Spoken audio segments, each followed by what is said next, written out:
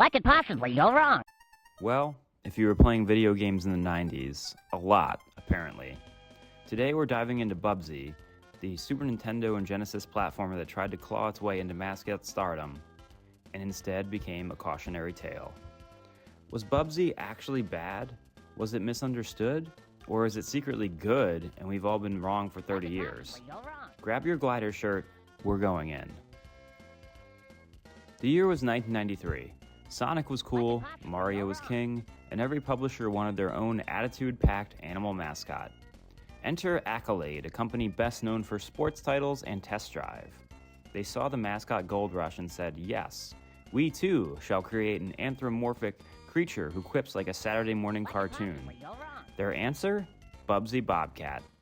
They marketed this cat hard. Plush toys, TV spots, even a failed pilot for a cartoon.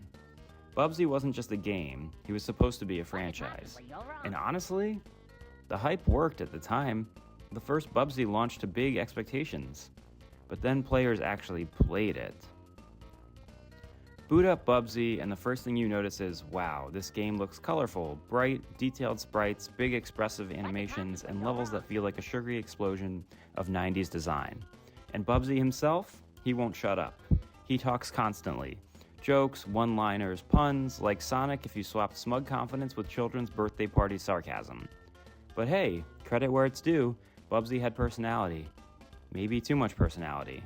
Like, way too much personality. Mechanically, the idea behind Bubsy is actually smart. You run fast, you glide, you explore multi-layered levels. You collect yarn balls because... cat.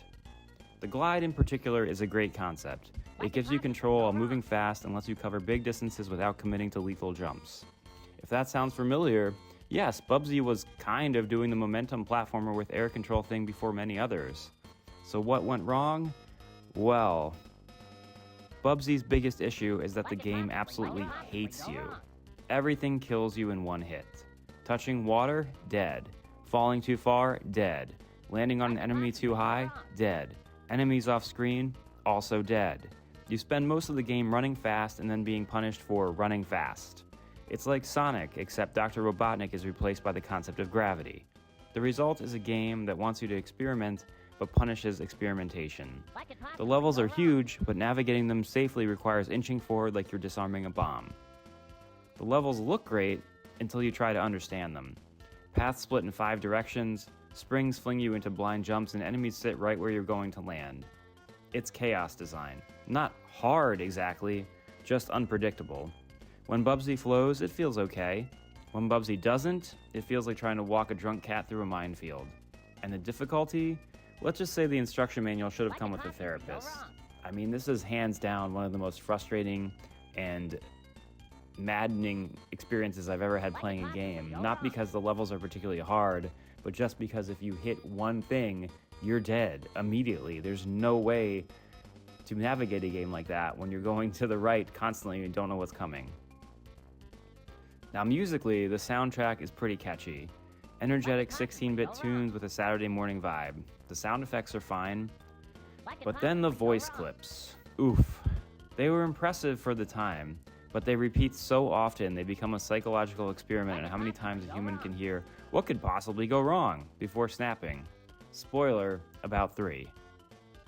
The wild thing is, Bubsy sold well enough to spawn sequels, including one of gaming's infamous disasters, Bubsy 3D, a game so clunky it's practically performance art. I'll cover that one later on the channel.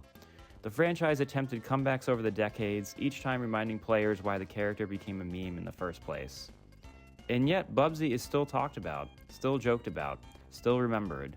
In a weird way, he succeeded, not as a mascot, but as a cultural artifact of the 90s gaming boom.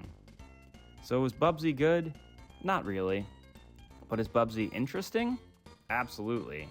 It's an ambitious failure. Beautiful sprite work, fun ideas, tons of personality, but dragged down by brutal design choices and overconfidence. It's a game worth revisiting not because it's great, but because it captures a fascinating moment in gaming history. Thanks for watching my retro review of Bubsy. If you enjoyed this deep dive into mascot mayhem, hit that like button, subscribe for more retro goodness, and tell me in the comments. And remember, what could possibly go wrong?